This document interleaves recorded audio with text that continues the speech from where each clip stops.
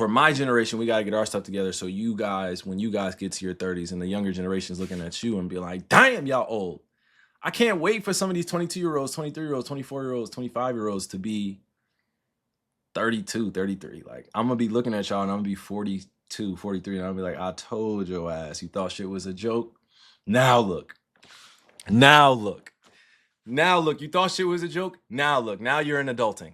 Now you done making fun of me. Now you want to be friends with me and you want to hang out with me and shit because I'm in my 40s and you in your late 30s. See, that's the shit that happens.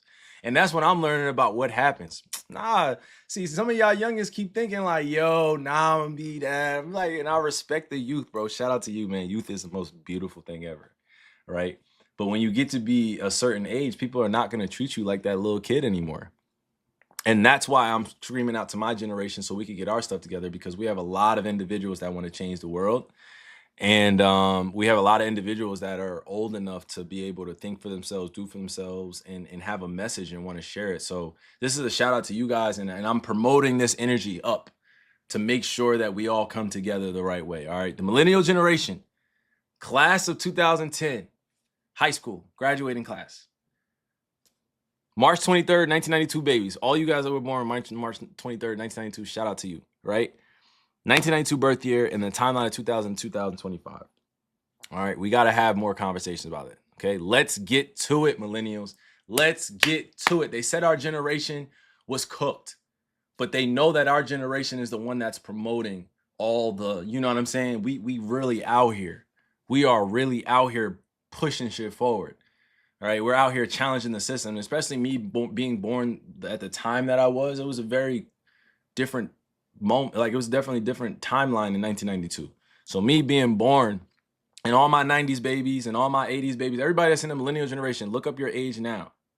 Our era is here. And then on top of that, we have a lot of youngins that feel like they grew older during COVID that we got to make room for. All right. There's a lot of youngins that have like mature souls, right? And are mature for their age, and we got to make room for them. But at the same time, experience is everything in this world. Experience is everything, right? It's like the best teacher ever. All right.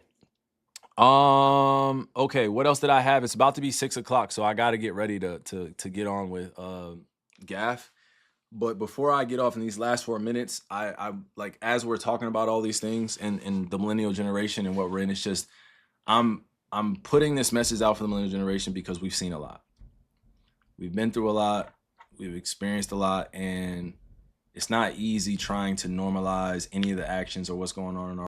So, you know, growing up in 92 or like growing up in the millennial generation, we've seen a lot. We've seen financial collapses. We've seen political corruption. We've seen warfare. We've seen famine. We've seen starvation. We've seen, you know, we've seen a lot. Like, we've seen multiple presidents. We've seen multiple collapses going on. Like, we went through so much, and we're still going through so much. And there's so much knowledge out there from different cultures and different walks of life that I think we just need to connect to. Like, growing up the millennial generation, I didn't learn hate. You know what I'm saying? I didn't, that was like something that was shown to me first. Like, it was like hatred for like just the race you are, the skin tone.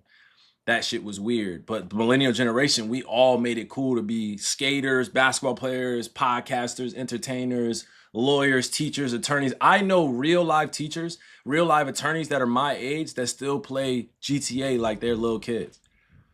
You know what I'm saying? I know for a fact, like, I still get on 2K like it's nothing. Right? I still get on 2K like it's nothing, but I'm so used to it being my go-to, like, as a child, that I grew up in that digital age where also our parents would be like, what, you think you're gonna go pro in gaming? And it's like, well, you actually can go pro in gaming. It's like, but when I was growing up, it was like, you can't go pro in gaming. It's like, well, my generation now, you actually can make money gaming. Like, you actually can content create. You actually can do these things. So the opportunities are open.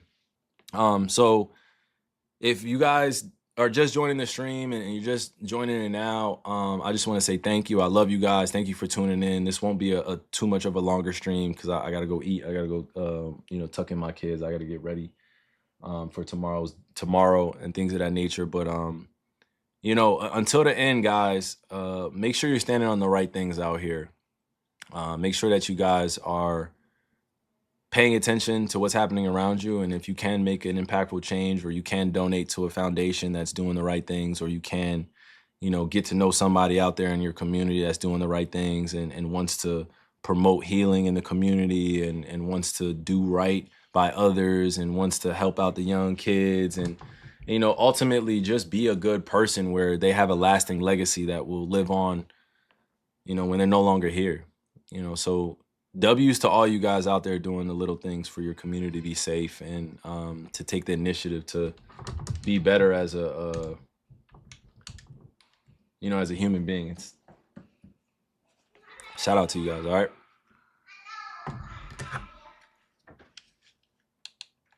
All right, bet. Huh? I'm on stream right now, boys. Okay, let me see. All right, Trav, can you go to my Xbox really quick? Thank you, bro. All right, give me 1 second. Let me see how this is looking. Is the camera at the bottom? Okay, cool. All right. And the last thing is, please, if you're at home, please take care of your mental health, your spiritual health, your emotional health, your physical health.